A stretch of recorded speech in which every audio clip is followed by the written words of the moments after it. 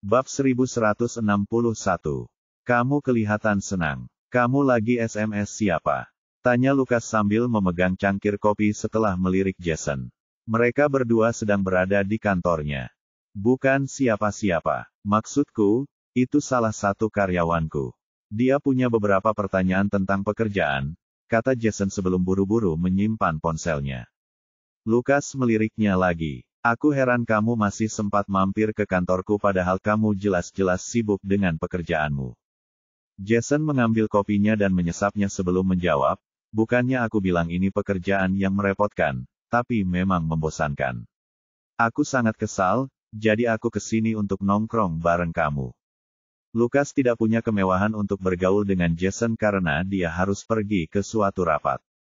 Pada saat itu, Edmund mengetuk pintu dan masuk tanpa menunggu izin Lukas. Tuan, sesuatu yang buruk telah terjadi, katanya dengan gugup.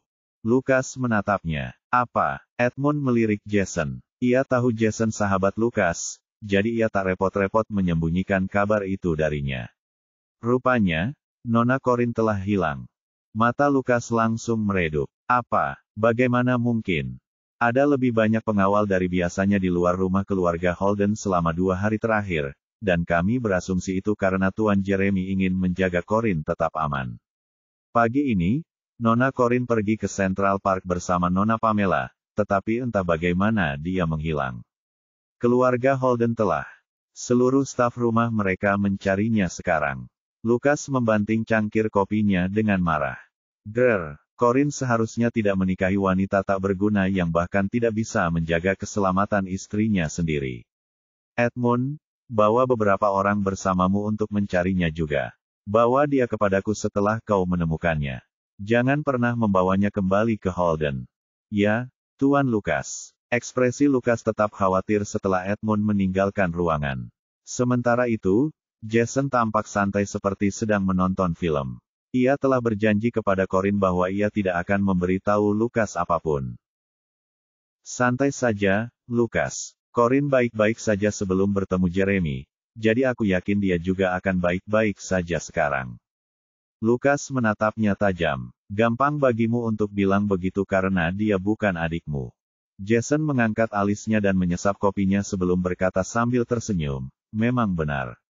Dia bukan adikku, tapi aku menyukainya. Lukas mendengus. Kusarankan kau berhenti menyukainya karena dia takkan pernah bersamamu. Tidak, aku tak perlu buang-buang waktu bicara denganmu di sini. Sebaiknya aku mencarinya sendiri. Bagaimana kalau dia jatuh lagi? Apa yang akan terjadi padanya dan bayinya? Setelah itu, dia bangkit dan tertatih perlahan menuju pintu. Jason segera bangkit untuk menghentikannya. Oh, duduk. Kau tidak dalam kondisi yang baik untuk mencarinya. Kau hanya akan menjadi beban bagi Edmund jika kau mencari Corin sekarang. Lukas sangat berharap bisa membuang kruknya dan lari keluar kantor. Oh, kenapa dia harus menghilang saat kakiku terluka? Jason menepuk bahunya. Percayalah, Corin akan baik-baik saja. Saat itulah Lukas mulai curiga. Kenapa kamu begitu yakin? Kamu tahu di mana dia? Jason menggelengkan kepala dan tersenyum. Tidak, tapi dari kata-kata Edmund, sepertinya Corin sengaja menghilang untuk melarikan diri dari keluarga Holden. Kalau memang begitu, dia pasti sudah merencanakan semuanya, jadi kau tidak perlu terlalu khawatir. Lukas mengerutkan kening. Corin merencanakan pelariannya dari keluarga Holden. Kenapa dia melakukan itu? Kupikir dia dan Jeremy saling mencintai. Jason mengangkat bahu. Entahlah. Aku cuma menebak. Mungkin saja Corin tidak senang dikurung di rumah. Bab 1162. Lukas mendengus. Seharusnya aku tidak membiarkan Corin menikah dengan Jeremy. Jason menepuk bahu Lukas lagi. Ayolah. Kau tidak mau kakimu terluka lagi, jadi tunggu saja di sini dengan sabar. Aku akan mencari Corin untukmu. Setelah itu, dia berjalan keluar kantor dengan acuh tak acuh. Sambil mengerutkan kening, Lukas memperhatikannya saat dia pergi sebelum mendesah tak berdaya. Aku harus membuat Corin pulang begitu dia ditemukan sehingga dia tidak akan pernah menderita di bawah kekuasaan Jeremy lagi. Jeremy bergegas pulang begitu pesawatnya mendarat tengah malam. Ia bahkan tidak repot-repot menyapa kakek neneknya sebelum naik ke kamarnya untuk mencari petunjuk. Meskipun Corin tidak terlihat dimanapun, kamar tidur masih dipenuhi aroma sampo kesukaannya. Jeremy membuka lemari pakaian dan menyadari dia tidak membawa pakaian apapun. Dia pergi tanpa pamit lagi. Tapi kenapa? Dia meninju pintu lemari. Suara itu membawa Francine, yang sejak tadi terjaga, ke kamar. Melihat kesedihan di wajah Jeremy, Francine dengan hati-hati menyapa, "Jeremy, kamu kembali." Dia menoleh ke arah Francine. "Apakah dia mengatakan sesuatu kepadamu sebelum dia menghilang?" Francine menggelengkan kepalanya. "Tidak, semuanya normal. Nenek juga tidak. Kami tidak tahu kenapa." Jeremy mengepalkan tangannya dan mendesis, "Kenapa kau bawa dia keluar?" Francine cemberut. Dia bilang dia bosan sekali dan butuh udara segar, jadi nenek kasihan padanya dan setuju untuk mengajaknya ke Central Park. Jeremy menarik napas dalam-dalam. "Kalian berdua senang sekarang dia menghilang." "Jeremy, bagaimana kau bisa mengatakan itu?" tanya Francine dengan menyedihkan. Pada saat itu, Sofia juga masuk ke kamar. "Jeremy, kamu seharusnya tidak terlalu menyalahkan nenekmu dan Francine. Aku yakin mereka juga tidak menyangka hal seperti ini akan terjadi. Yang terpenting sekarang adalah menemukan Corin." Urat-urat di pelipis Jeremy seakan mau pecah. Ia tak butuh penjelasan dari wanita itu tentang apa yang paling penting untuk dilakukan saat itu. Ia telah mengerahkan semua anak buahnya untuk mencari Corin, tetapi Corin seakan lenyap begitu saja. Terkejut oleh wanita asing yang tiba-tiba muncul, Francine menatap Sofia dari atas ke bawah. Dilihat dari cara berpakaiannya, sepertinya dia bukan orang sini. "Jeremy, siapa ini?" tanyanya waspada. Sebelum Jeremy sempat berkata apa-apa, Sofia menghampirinya sambil tersenyum dan memperkenalkan dirinya dengan riang. "Halo, namaku Sofia. Kamu pasti Francine. Kakakmu sudah banyak bercerita tentangmu." Francine mengerutkan kening. "Kamu dekat dengan Jeremy. Apa yang kamu lakukan di rumah kami?" "Ya, kami cukup dekat. Kami sudah lama berteman." Francine menatapnya dengan cemas. Kalau dia dekat dengan Jeremy, kenapa Jeremy tidak pernah menyebut-nyebutnya? Mungkinkah dia penyebab Jeremy bertengkar dengan Corin beberapa malam yang lalu? Bab 1163. Francine mengabaikan Sofia dan menoleh ke arah Jeremy, berharap bisa mengungkap misteri itu. Namun, Jeremy meninggalkan ruangan sebelum Francine sempat bertanya. "Jeremy, kamu mau kemana?" teriak Francine sambil mengejarnya. Namun, Sofia lah yang menjawabnya. "Perlukah kau bertanya? Dia pasti pergi mencari Nona Corin." Kesal, Francine menoleh padanya dengan tidak sabar. "Apa sebenarnya hubunganmu dengan kakakku? Apa hakmu ikut campur dalam urusan keluarga kami? Bukankah sudah kubilang aku teman baik Jeremy?" Jawab Sofia riang. Tinggal di luar negeri memberinya sifat periang dan pikiran terbuka. Entah kenapa, Francine tidak bisa menyukai Sofia. "Tetap saja tidak sopan kalau kalian menerobos masuk ke sini meskipun kalian dekat, jadi pergilah dari sini sekarang." Sofia mengangkat bahu dan merentangkan tangannya. "Di mana aku harus tidur malam ini?" Francine mengerutkan kening kesal. "Kamu bisa tidur di rumahmu. Jangan bilang kamu berharap kami akan menjamumu. Tapi rumahku di luar negeri. Aku tidak punya rumah di sini, dan aku tidak punya waktu untuk memesan hotel karena semuanya terjadi begitu cepat." Kerutan di dahi Francine semakin dalam. "Oh, jadi dia tinggal di luar negeri. Pantas saja pakaiannya beda banget sama cewek-cewek di sini. Ngomong-ngomong, kenapa Jeremy bawa dia ke sini? Apa dia nggak khawatir Corin bakal marah sama dia?" "Enggak, tunggu dulu. Corin udah marah sama dia. Apa itu sebabnya dia kabur? Gara-gara cewek ini." Meskipun ia tidak menyukai Sofia, ia merasa mengusirnya dari rumah adalah tindakan yang tidak sopan karena Sofia adalah teman baik Jeremy. Setelah mempertimbangkan berbagai pilihan, ia akhirnya berkata dengan kasar, "Baiklah. Aku akan meminta para pelayan menyiapkan kamar untukmu." Namun, Sofia menggelengkan kepalanya. "Aku tidak mau tidur di kamar tamu. Apa kau tidak tahu semua energi buruk akan terkumpul di kamar yang jarang digunakan? Kurasa aku akan tidur di kamar ini saja karena Nona Corin sedang tidak di sini." Energi buruk. Francine merasa salah dengar. Gadis ini sepertinya otaknya kendor. Nona Sofia, kau pasti bercanda, kan? Kamar ini milik Jeremy dan Corinne, jadi menurutmu apa pantas kau tidur di sini? Tanya Francine sambil mengerutkan kening. Sofia mengangguk. Aku tidak mengerti kenapa itu tidak pantas. Mereka berdua tidak di rumah, jadi sepertinya aku tidak akan tidur dengan mereka. Tidak, aku tidak akan membiarkanmu melakukan itu. Mungkin di negara manapun asalmu tidak masalah, tapi di sini tidak. Kamu boleh keluar rumah kalau tidak mau tidur di kamar tamu, kata Francine tegas. Yah, aku nggak mau tidur di kamar tamu, tegas Sofia. Pembaca tarotku bilang tidur di kamar tamu bakal ganggu keberuntunganku. Dasar orang bodoh yang percaya tahayul, pikir Francine. Ia memutar bola matanya dan berkata, kamu pasti ditipu oleh pembaca tarotmu. Aku belum pernah dengar kalau tidur di kamar tamu bisa merusak keberuntungan seseorang. Sofia menggelengkan kepalanya. Benar, pembaca tarotku sangat terkenal di tempat asalku. Semua ramalannya menjadi kenyataan. Francine, kalau kau tidak mengizinkanku tidur di sini, bolehkah aku tidur di kamarmu? Kamar, aku nggak masalah kemana-mana, asalkan bukan kamar tamu. Apa, dia mau tidur di kamarku? Memangnya dia nggak tahu malu? Tidak, aku tidak suka orang lain tidur di kamarku. Saat itu, Sofia dengan santai melepas jaketnya. Kurasa aku tidak punya pilihan selain tidur di sini malam ini. Ada apa denganmu? Teriak Francine. Siapa sih yang tidur di kamar orang lain begitu mereka tiba di rumah orang lain? Sofia mengangkat bahu. Aku tidak perlu tidur di sini kalau saja kamu setuju untuk membiarkanku tidur di kamarmu. Kenapa aku harus setuju? Kamu pikir kamu siapa? Kamu nggak bisa tidur di manapun sesukamu. Bab 1164. Francine, kamu seharusnya tidur. Kenapa kamu ribut-ribut di kamar kakakmu?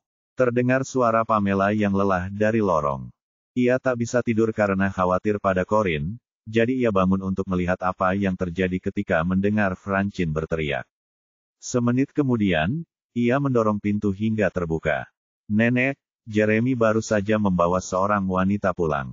Dia mengaku teman baiknya. Aku memintanya tidur di kamar tamu, tapi dia bersikeras tidur di sini karena dia tidak ingin energi buruk di kamar tamu memengaruhi keberuntungannya, kata Francine begitu melihat Pamela. Tidakkah menurutmu dia sengaja melakukan ini? Pamela melihat ke arah yang ditunjuk Francine dan tertegun oleh wanita yang berdiri di sana. Halo, Nek. Aku Sofia, sapanya hangat pada Pamela. Maaf kalau aku membangunkanmu dari tidurmu. Pamela mengangguk setelah tersadar dari keterkejutannya. Kamu dipersilakan untuk tinggal karena kamu sudah di sini, tapi tidak di kamar ini. Kamu bisa tinggal di kamar Francine, dan dia bisa tinggal di kamar tamu. Bagus. Terima kasih, Nek, kata Sofia gembira. Francine sama sekali tidak senang dengan pengaturan itu. Nenek, kenapa nenek bilang dia boleh tidur di kamarku? Aku tidak akan mengizinkannya. Pamela memelototinya dengan tajam. Apa begini cara menjamu tamu? Dia teman kakakmu dan datang jauh dari luar negeri. Setidaknya kita bisa membuatnya nyaman. Sekarang, pergi dan siapkan kamarmu untuk Nona Sofia. Francine tidak mengerti mengapa Pamela memihak orang luar. Tapi Nek, Joey sedang tidur di kamarku sekarang. Aku susah payah membujuknya tidur, jadi ibu tidak mungkin berharap aku membangunkannya, kan? Kamu nggak perlu membangunkannya. Bawa saja dia pelan-pelan ke kamar tamu. Lakukan saja apa yang kukatakan. Meskipun Francine tidak senang dengan hasilnya, ia tidak berani menentang perintah Pamela. Karena itu, ia menghentakkan kaki sekali dan meninggalkan ruangan. Siapa sih Sofia sebenarnya? Kenapa nenek seakan-akan menjilatnya? Tanyanya. Setelah pergi, Sofia tersenyum tak berdaya pada Pamela. Maaf sudah merepotkanmu, Nek. Oh, sama sekali tidak merepotkan. Setidaknya itu yang bisa kulakukan setelah kau membantu keluarga kami, jadi kau pergi ke kamar Francine untuk beristirahat. Beritahu saja para pelayan kalau kau butuh sesuatu lagi. Baiklah, tak masalah kalau aku melakukannya, kata Sofia riang sebelum mengikuti Francine keluar ruangan. Pamela tetap berdiri di tempatnya. Ia menatap ranjang Jeremy dan Corin dengan penuh arti sebelum meninggalkan kamar dan menutup pintu dengan bunyi klik pelan. Sementara itu, Corin sedang gelisah di kamar tidur yang asing baginya. Karena tak bisa tidur, ia memutuskan untuk bermain game di tablet. Ia sedang asyik bermain game ketika bel pintu tiba-tiba berbunyi. Siapa itu? Pikirnya cemas. Jason bilang apartemen ini sudah lama tidak ada yang tinggal di sini, jadi siapa yang mungkin datang selarut ini? Kuharap bukan anak buah Jeremy. Ia meletakkan tabletnya, turun dari tempat tidur dengan tenang, dan berjingkat menuju lubang intip di pintu utama. Namun, yang dilihatnya hanyalah sebuah mata yang menatapnya balik, membuatnya terkejut. Lalu, sebelum ia sempat menyadari apa yang terjadi, ia mendengar suara Jason yang nakal dari koridor. Jangan khawatir, kau bisa membuka pintunya. Ini aku, Jason. Bab 1165. Corin menghela napas lega. Sambil mengerutkan kening, ia membuka pintu dan berkata, apa yang kau lakukan di sini selarut ini? Jason mengangkat kantong belanja di tangannya. Kurasa kamu tidak bisa tidur, jadi aku membelikanmu makan malam. Ia lalu masuk dan mengganti sepatunya. Gerakannya begitu alami sehingga Corin sulit percaya bahwa ia sudah lama tidak kembali ke apartemen ini. Corin menutup pintu dan menyilangkan tangannya. Jason, aku tahu akulah yang meminta bantuanmu, tapi kau seharusnya tidak memaksakan diri melakukan hal-hal yang tidak kuminta. Jason mengabaikannya dan berjalan ke dapur untuk mengambil beberapa piring. Ini udang karang cajun. Kamu mau? Tentu saja aku mau, kata Corin sambil mengerutkan kening. Jason tertawa dan memberi isyarat dengan jarinya ke arahnya. Nah, tunggu apa lagi? Kemarilah. Udang karang cajun dari restoran ini lezat sekali. Corin menghampiri dan melihat Jason sudah meletakkan udang karang cajun di piringnya. Udang karang itu tampak dan berbau sangat lezat. Namun, ia merasa aneh melihat orang seperti Jason mau makan makanan murah seperti itu. Jason memberikan garpu dan sendok padanya. Ayo, coba saja, pintanya sambil tersenyum. Corin mengulurkan tangan, tetapi tidak mengambil garpu dan sendok darinya. Siapa yang makan udang karang pakai garpu dan sendok? Apa kamu punya sarung tangan plastik sekali pakai? Jason menyodorkan garpu dan sendok ke tangan wanita itu sambil tersenyum. Lalu ia menekan bahu wanita itu agar duduk. Corin mengerutkan kening. Dia tuli atau apa? Aku sudah bilang padanya aku tidak mau garpu dan sendok, tapi sepasang sarung tangan sekali pakai. Seharusnya restoran itu membagikan sarung tangan plastik sekali pakai. Ia mengeluh dalam hati ketika melihat Jason mengenakan sarung tangan plastik sekali pakai. Ia hendak mengatakan sesuatu ketika Jason mulai mengupas udang karang dan meletakkan dagingnya di piring kecil untuknya. Corin agak terkejut. Apa yang dia lakukan? Dia tidak hanya membawakanku makan malam, tapi dia juga mengupas udang karang untukku. Kenapa kamu tidak makan? Tanya Jason ketika dia melihat Corin menatapnya dengan bingung. Corin tersadar dari lamunannya. Kamu nggak perlu. Aku bisa sendiri. Jason tersenyum. Aku tidak keberatan. Satu-satunya yang harus kau lakukan saat aku ada adalah makan. Corin tidak tahu harus berkata apa. Ia tahu pria itu melakukannya karena kebaikan, tetapi tetap saja, ia merasa sangat bimbang. Dia mengambil garpunya dan mulai memakan udang karang yang sudah dikupas dari piring kecil sambil memperhatikan gerakan Jason yang terampil dalam mengupas udang karang. Tuan Jason, apakah kamu melatih dirimu sendiri agar pandai mengupas udang karang demi mendapatkan gadis? Tanyanya. Tangan Jason membeku. Ia menatapnya dan berkata, kenapa kau selalu berpikir aku punya motif tersembunyi dalam melakukan sesuatu? Aku mungkin saja berbakat dalam hal ini. Bibir Corin berkedut. Sejak kapan anak orang kaya sepertimu perlu mengupas makanan lautnya sendiri? Kecuali kau melakukannya untuk mendapatkan gadis, aku tidak mengerti kenapa kau melakukannya. Jason mendengus. Kau benar-benar meremehkanku. Aku tidak perlu melakukan ini untuk mendapatkan cewek. Bahkan, aku tidak perlu melakukan apapun untuk membuat cewek-cewek berbondong-bondong menghampiriku. Kau satu-satunya cewek di dunia yang selalu mengabaikanku. Bab 1166. Bibir Corin berkedut sesaat, lalu ia melahap udang karang itu dengan mulut besar. Tapi, Kau terus menunjukkan wajahmu di hadapanku, bahkan ketika aku mengabaikanmu. Jason menempelkan udang karang yang baru dikupas ke bibirnya. Itulah sebabnya aku berusaha keras agar kau tidak mengabaikanku. Corin tidak terbiasa diberi makan oleh orang lain, jadi dia menusuk udang karang itu dengan garpunya sebelum memasukkannya ke dalam mulutnya. Jason tidak keberatan dengan penolakannya. Kau ingin tahu apa yang dilakukan keluarga Holden? Tanyanya sambil tersenyum. Corin sedikit terkejut dengan pertanyaan tiba-tiba itu dan tidak mengatakan apapun. Seharian ini ia menghindari penggunaan perangkat elektronik atau menghubungi Sante dan Aaron. Ia khawatir Jeremy akan memburunya menggunakan teknologi GPS. Meskipun ia tidak tahu apa yang terjadi dengan keluarga Holden, ia mungkin bisa menebaknya. Keluarga Holden pasti telah mengerahkan seluruh staf rumah tangga mereka untuk mencarinya karena dia mewarisi garis keturunan mereka. Mereka tidak akan pernah membiarkan kerabat mereka berkeliaran seperti gelandangan di luar Noveldram. Karena tidak ingin membahas Holden, Corin mengganti topik. Kau benar, udang karangnya enak. Beli di mana? Bisakah kau mengirimkan alamatnya nanti? Jason mengangkat alisnya. Apa gunanya mengirimimu alamat itu? Sebentar lagi kamu akan pergi ke luar negeri, jadi sepertinya kamu tidak bisa membelinya lagi. Oh, benar juga. Aku hampir lupa, kata Corin acuh tak acuh. Cek, jangan menakut-nakuti aku seperti itu. Kukira kamu sudah berubah pikiran dan ingin kembali ke Jeremy. Mustahil hal itu terjadi karena Corin adalah tipe orang yang tidak akan berubah pikiran begitu dia memutuskan. Cukup tentang saya. Bolehkah saya mewawancarai Anda, Jason? Jason menatapnya dengan penuh minat. Wawancara denganku. Tentu saja boleh. Apa yang ingin kau tanyakan? Corin melihat sekeliling 2 kamar tidur dan ruang tamu di apartemen itu. Kamu bilang kamu tinggal di sini waktu kecil, tapi bukankah kamu berasal dari keluarga kaya? Kenapa orang tuamu mengizinkanmu tinggal di apartemen setua ini? Sesuatu melintas di mata Jason ketika mendengar pertanyaan-pertanyaan itu. Ia tak henti-hentinya mengupas udang karang itu sambil menjawab, bukankah Jeremy sudah memberitahumu? Aku bukan anak kandung orang tuaku. Ekspresi Corin berubah.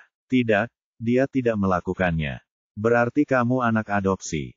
Jason tersenyum dan menjelaskan, kurasa kau boleh memanggilku begitu. Orang tua angkatku dulu punya seorang putra, tetapi dia meninggal saat masih kecil.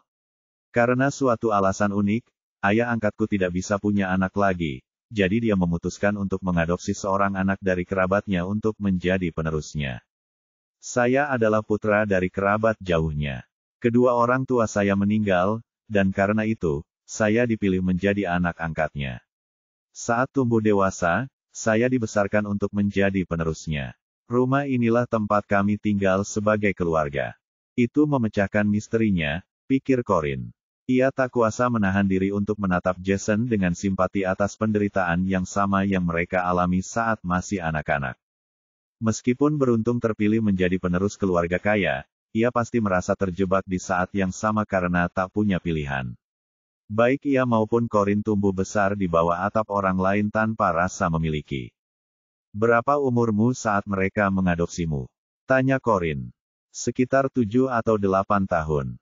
Aku ingat hampir semua hal tentang orang tua kandungku. Bab 1167. Corin meletakkan garpunya dan menyandarkan dagunya di tangannya. Aku sebenarnya cukup terkejut kamu ternyata ceria dan optimis. Jason tersenyum. Ceria dan optimis. Kurasa begitu. Tapi kau harus tahu, menjadi penerus itu banyak tekanannya. Pelatihannya begitu keras sampai-sampai aku bahkan tidak bisa menikmati masa kecilku. Belum lagi, semua orang memperlakukanku seperti bukan apa-apa hanya karena aku bukan anak kandung. Sulit berteman dengan orang kaya. Ketika aku pertama kali mengambil alih perusahaan, para direktur di perusahaan itu begitu marah sampai-sampai mereka tidak sabar menunggu aku gagal. Corin mengangguk simpatik. Aku bisa membayangkan betapa sulitnya bagimu saat itu. Tapi, bukankah kamu senang kamu berhasil karena semua orang sekarang harus tunduk padamu? Jason tersenyum kecut. Mereka cuma ngelakuin itu ke mukaku, tapi kalau aku lengah, mereka bakal ngomongin aku yang jelek-jelek. Bahkan Jeremy, Zeke, dan Geralt menganggapku lebih rendah dari mereka. Satu-satunya orang di dunia yang memperlakukanku setara adalah Lukas. Corin merasa aneh kalau Lukas berkata begitu. Ia berasumsi Lukas tipe orang yang menganggap semua orang lebih rendah darinya. Memang benar Jeremy, Zeke, dan Geralt lebih dekat satu sama lain, tapi bukan berarti mereka meremehkan Jason.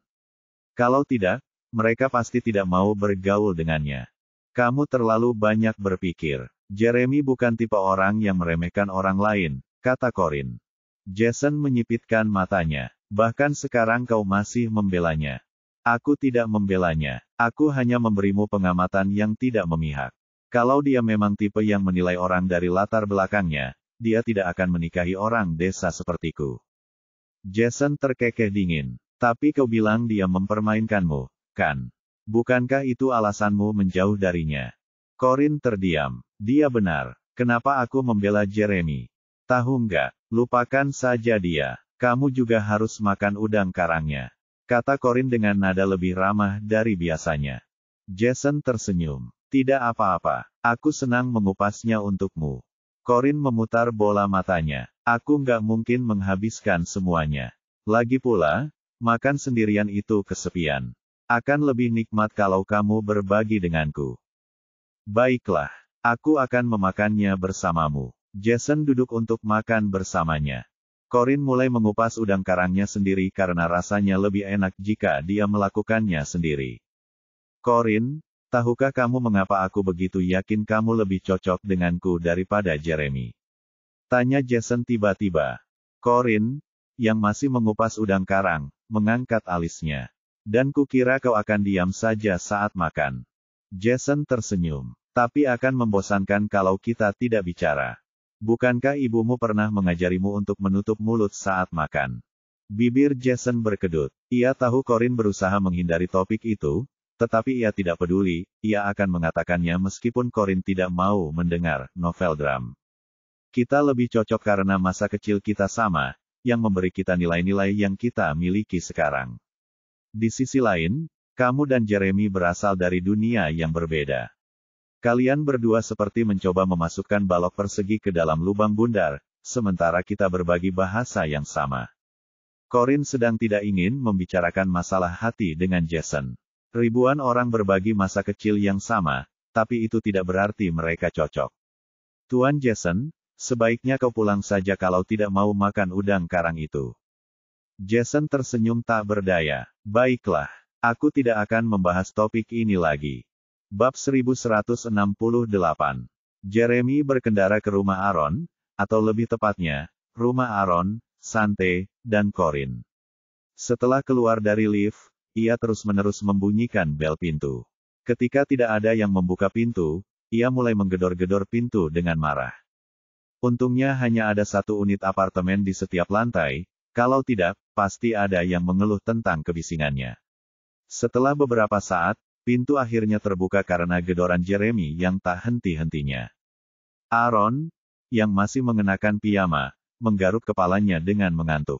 Tuan Jeremy, apa yang Anda lakukan di sini selarut ini? Jeremy mendidih karena marah. Mana Corin? Suruh dia keluar sekarang juga. Aaron mengangkat bahu dan merentangkan tangannya dengan acuh tak acuh. Tuan Jeremy, anak buahmu sudah memeriksa mobilku dan tidak menemukan apapun. Aku tidak mengerti kenapa kau bertanya di mana Corin. Seharusnya aku yang bertanya di mana dia. Jeremy mengabaikan apa yang dikatakannya, mendorongnya ke samping, dan melangkah dengan tidak sabar ke ruang tamu.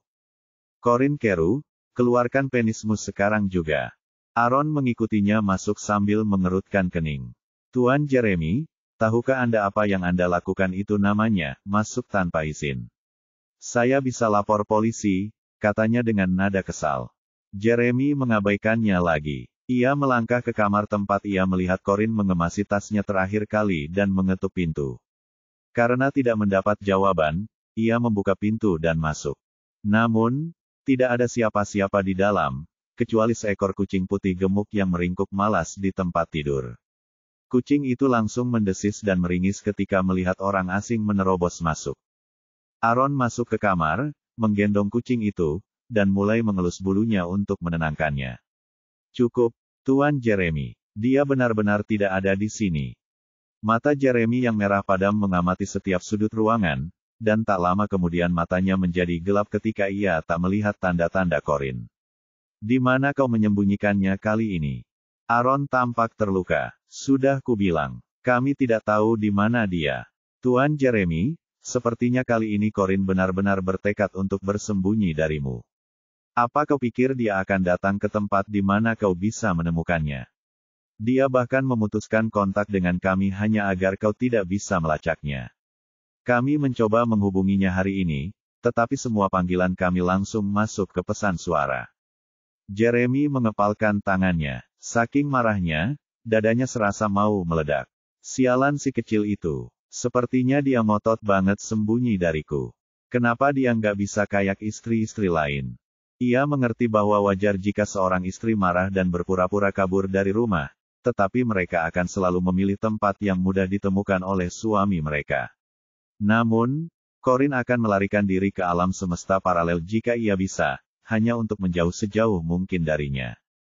Tuan Jeremy, daripada mencarinya, mungkin sebaiknya kau bertanya pada dirimu sendiri mengapa Corin ingin meninggalkanmu. Sebaiknya kau berhenti mencarinya jika kau menyakitinya. Setahuku, dia tidak akan pernah memaafkanmu bahkan jika kau menemukannya, kata Aaron ketus ketika melihat betapa muramnya raut wajah Jeremy. Jeremy mengerutkan kening. Apa yang kau bicarakan? Apa yang kulakukan sampai menyakitinya? Aaron mendengus. Mana mungkin aku tahu. Aku cuma bilang, Corin gak akan pernah menghilang tanpa alasan yang jelas. Mata Jeremy menjadi gelap. Kamu tahu atau tidak di mana dia?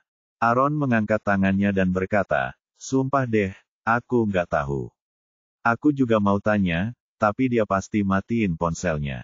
Nggak ada satupun panggilanku yang tersambung. Bab 1169. Aaron berkata jujur, ia sungguh tidak tahu di mana Corin bersembunyi.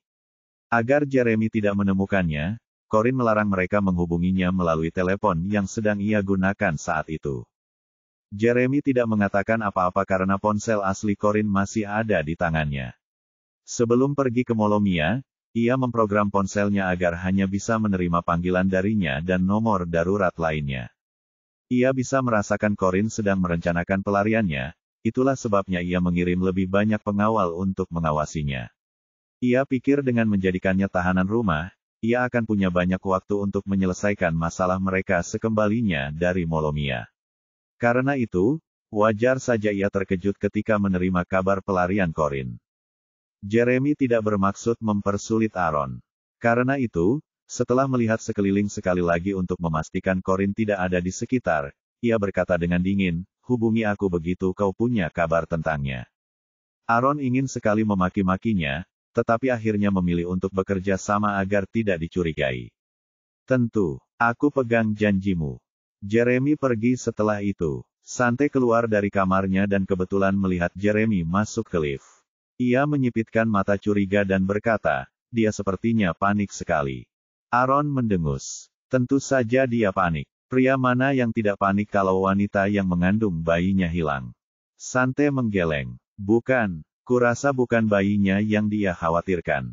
Terus kenapa? Lagi pula, dia bohong sama bos. Aku muak lihat dia pura-pura khawatir padahal dia sudah menikah dengan perempuan lain di luar negeri, kata Aaron dengan marah. Bagaimana jika dia punya alasan untuk melakukan itu? Saya tidak menemukan alasan apapun yang membenarkan dia menikah secara sah dengan perempuan lain di luar negeri. Dan kalaupun dia melakukannya, dia bisa menjelaskannya kepada bosnya, alih-alih berbohong. Dia seharusnya tahu bosnya akan mencoba melihat segala sesuatunya dari sudut pandangnya. Sante mengangkat bahu. Aku cuma menebak. Ngomong-ngomong, aku penasaran di mana bosnya sekarang dan apakah dia sudah dimakan. Dia seharusnya baik-baik saja. Bukankah dia bilang ada orang lain yang membantunya? Aku cukup yakin dia ada di suatu tempat yang nyaman, menunggu debu mereda agar dia bisa menghubungi kita. Sante menghela napas dan mengangguk. Semoga saja begitu. Corin tidak memberitahu Sante dan Aaron bahwa orang yang ia minta bantuan adalah Jason karena ia tahu Jeremy pasti akan pergi ke rumah mereka untuk mencarinya. Semakin sedikit orang yang tahu tentang Jason, semakin baik. Sante pergi menutup pintu untuk menghentikan kucing itu berlari keluar sebelum kembali ke kamar tidurnya. Sante, tunggu, panggil Aaron. Sante menoleh ke belakang dan menatapnya dengan alis terangkat. Ya. Aaron mengeluarkan teleponnya dan melemparkannya ke arah Sante, yang menangkapnya tanpa kesulitan. Apa ini? Aaron tersenyum sinis. Kekasih kecilmu terus-menerus meneleponku untuk menanyakan keberadaanmu. Jadi kenapa kau tidak memberitahunya sendiri? Bab 1170. Sante mengerutkan kening dan menatap ponsel Aaron yang telah ia alihkan ke mode senyap. Ada panggilan masuk, dan ia tak perlu ide penelepon untuk memastikannya bahwa itu dari Sunny. Rasa kantuknya berganti frustrasi saat ia berpikir, ya ampun, dia menyebalkan sekali. Kamu bisa matikan saja teleponmu, katanya dengan tidak sabar. Aaron mengangkat bahu tak berdaya. Kekasih kecilmu bilang dia akan melaporkanku ke polisi atas penculikanmu kalau aku mematikan ponselku. Aku tidak mau pergi ke kantor polisi kalau bisa. Sante terdiam. Dasar bajingan gila. Ia membawa ponsel Aaron kembali ke kamarnya. Ketika Sunny meneleponnya lagi, ia bersandar di kepala tempat tidur sambil mengerutkan kening untuk menjawab panggilan itu. Aaron, sumberku bilang kau tinggal bersama Sante. Jangan pikir aku tidak akan menelepon polisi kalau kau tidak membiarkannya menjawab panggilanku. Kalau begitu, panggil polisi. Aku tantang kau, kata Sante dingin. Ada keheningan singkat sebelum Sunny berkata dengan nada tinggi, Sante. Syukurlah akhirnya kau mengangkat telepon. Aku sangat mengkhawatirkanmu. Apa yang perlu dikhawatirkan dariku? Tanya Sante dengan nada kesal. Sunny tidak tahu bagaimana menjawabnya, jadi dia mendengus angkuh dan berkata, aku tidak tahu, tapi ketahuilah bahwa aku mengkhawatirkanmu setiap kali aku tidak bisa menghubungimu. Sante tak tahan lagi padanya. Sunny Rivera, aku baik-baik saja sebelum kau datang, dan aku akan baik-baik saja entah kau ada dalam hidupku atau tidak. Berhentilah mengganggu temanku karena sebenarnya tidak ada yang perlu dikhawatirkan. Mengerti. Sunny menarik napas tajam, dan suaranya terdengar agak canggung ketika ia menjawab dengan kekanak-kanakan, baiklah, terserah. Aku tidak bermaksud mengganggu temanmu, tapi bagaimana mungkin aku tidak panik kalau Corin lah yang mengangkat teleponmu saat aku meneleponmu selama 2 hari terakhir. Aku jadi tidak bisa mencarimu lagi karena Lukas sudah menghukumku. Sante duduk lebih tegak. Apa katamu? Corin yang mengangkat teleponku waktu kamu meneleponku. Sunny mengangguk. Ya, aku agak penasaran kenapa dia punya ponselmu. Apa yang kalian berdua bicarakan? Tanya Sante dengan nada muram. Tidak ada, jawab Sunny dengan rasa bersalah. Jadi, kamu memang membicarakan sesuatu. Katakan padaku sekarang. Yah, aku tidak tahu kalau dia yang mengangkat teleponnya, jadi kukatakan kau harus bertanggung jawab atasku setelah tidur denganku. Sante menepuk jidatnya sendiri. Lalu apa yang dia katakan setelah itu? Dia bertanya kapan itu terjadi, jawab Sunny dengan suara gemetar. Bagaimana jawabanmu? Sante mulai merasa pusing. Aku tidak menjawabnya karena aku ingat kau bilang untuk tidak memberitahu dia apapun tentang kita. Jadi aku segera menutup telepon, jawab Sunny jujur. Sante memijat pelipisnya. Apa gunanya dia menutup telepon padahal dia sudah memberitahu Corin apa yang seharusnya tidak dia katakan. Dia pasti marah padaku karena tidur dengan adik laki-lakinya. Tapi, bukannya aku bermaksud begitu. Ini semua salah Sunny yang menyerah begitu saja dan tidak berhenti saat aku menyuruhnya. Sudah malam. Kamu harus tidur sekarang. Jangan telepon aku kecuali ada keadaan darurat. Aku tidak punya waktu untuk bermain denganmu, kata Sante. Dia hendak menutup telepon ketika Sunny berkata dengan suara gemetar, aku sebenarnya di luar, dan dingin sekali, aku tidak bisa tidur kalau dingin sekali. Jempol Sante membeku. Kenapa kamu masih di luar kalau sudah larut malam? Tanyanya sambil mengerutkan kening.